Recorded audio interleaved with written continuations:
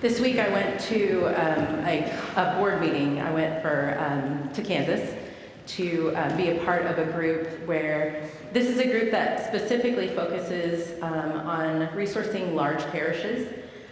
There are not a ton of large parishes in the Episcopal Church, and so once a year this group brings together folks, and many of you have been to these conferences. So we had a presentation from somebody from the church center about statistics. Every year, every Episcopal church, including the one that has $1, a budget of $1, fills out a parochial report, which is data from this congregation. So we take attendance. I just want you all to know that. All right, you're with me. So one of the things that we do is we count how many people approximately or specifically are here on a Sunday, and then we include information about our budget and about outreach and the very many things that we do, and all of this information is aggregated, and then there are actually statisticians paid by the church who look at the information. And so we had a woman come and she talked to us about the parishes that are in the network and the parishes that are similar to the parishes in the network that are not in the network, so people we might invite to be along with us, and some of the trends alongside that information. And so as we were discussing, I said, in the Diocese of Oregon, the Reverend Canon Chris Cron is facilitating. Chris Cron is the number 2 in the diocese. She's the bishop's assistant, and she's facilitating a conversation around capacity. And I really love this framing of the conversation. So if your congregation is small and doing ministry and has a limited budget, which we all do, and there's a fire and your parish hall burns down, your insurance is probably going to pay for most of the rebuilding. So most of the money for that is going to come back.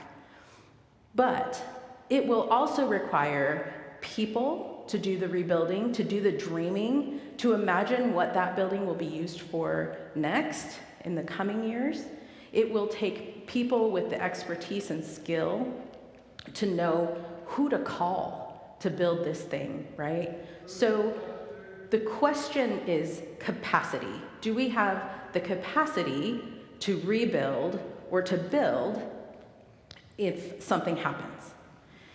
And then the next person to speak was a man I'll call Bob. And Bob said, the really important thing in this conversation is capacity. Do we have the knowledge and skill, if something happens, to rebuild? And I said, that's what I just said. And then Mike, another person, says, like Bob said, the question is there capacity?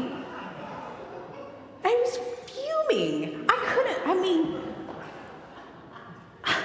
This happens to other people, and it happens, gentlemen, a little bit more to women. I couldn't believe it, and I sat there fuming, and I sent my husband an angry text message. Could you believe this? But this happens, right? And neither one of us is paid to be there. Neither one of us is this. We don't lose anything by Bob getting credit for my comment. But the thing is that after this, in the next months and years, when people think about who the right leaders are for this particular situation, the person they will remember for this is Bob, and not me, and not Chris Cron, and not the Diocese of Oregon, right? So that guy from a different part of the country will get the credit for this, and he will be the one that they call on because he's the one with this great idea. It matters. It affects the trajectory of my career, honestly, right? So this one little incident, who cares? Bob is surely preaching at his church today. He may not even remember that he did this. He may remember this as his idea. But nonetheless, it matters, right?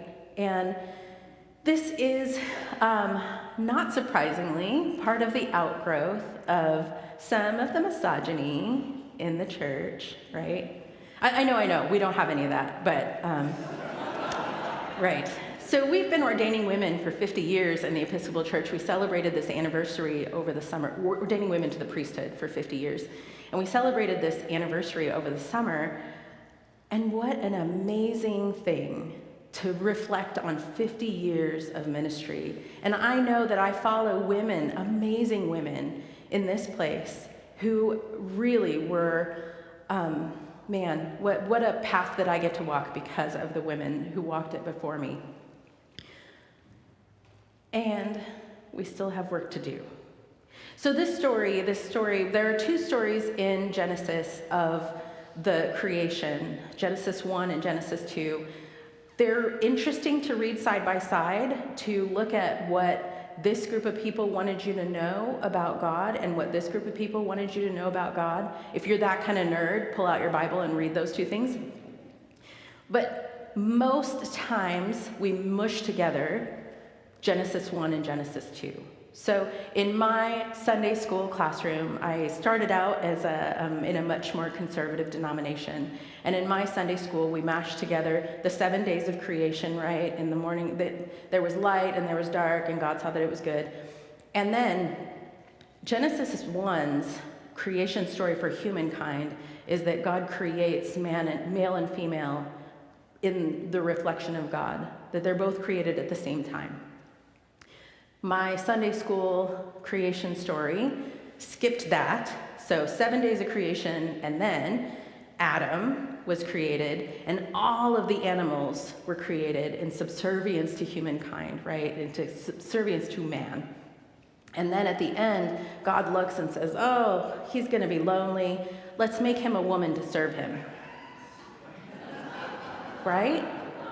So nobody, and then of course, my Sunday school goes straight into Eve eating the apple and how women have pulled down the entire human race. And now we have to struggle and toil because because Eve ate that stupid apple, right? So they never had to tell me that it's women's fault because the story did it for them, right? So if you stop and look at the actual story, there's a lot that we've added on top of it that isn't there. So in the story, God creates human. So God creates human. And then God, I wonder how long that took, right? How long that took, what shape that took, how many legs we had at some points, right? But at some point, God settled on the 2 legs, 2 arms, right? And then God made animals to be with humans, right? And so there was fur, and there were feathers, and there were scales. And I wonder about the delight that God and Adam and God and human, must have had at this beautiful creation as it was being born. And then, after all of it is made, God looks at the human and says, gosh, it seems like this human needs another human. And so in Genesis 2, it says that a deep sleep fell upon the human, and a rib was taken out, and from that rib a woman was created. So the rib, that word that we use for rib, is only translated as rib in this one place. So this word is used 40 times in the Hebrew scriptures, and everywhere else in the Hebrew scriptures, it is either side or side room. So the likelier translation of this is that the human was split into 2 and made into 2 humans, 2 equal humans. The beginning, the end, and all of creation between them, a gift to each other. God was delighted. God created human and animals and creation and another human, and God was done. It is a beautiful story. It's the story of love, of a God who was curious and wondered and breathed life into something that wasn't. This is a story that was kept for you and for me because our ancestors wanted us to remember that we are God's perfect creation.